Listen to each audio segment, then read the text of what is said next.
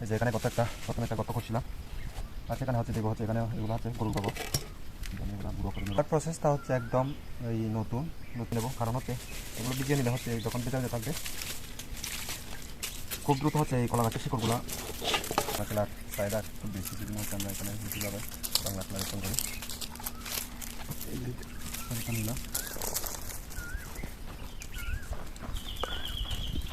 এভাবে যদি রোপণ করেন হচ্ছে খুব তাড়াতাড়ি কলা গাছের শিকড় গোটাবে আর কি।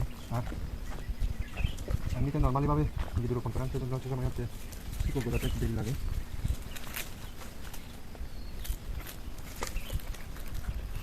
অল্প দিলাম, তারপর হচ্ছে এটা হচ্ছে সাইজ, দেখতে পাচ্ছেন এটা হচ্ছে সাইজ।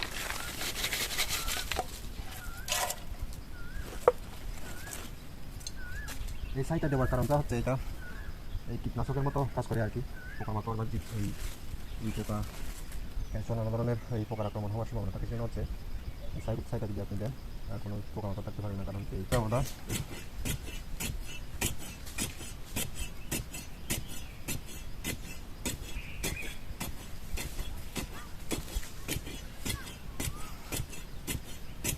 কেলা গাছ হচ্ছে 1 বছরের পরেই ফলন দেয়।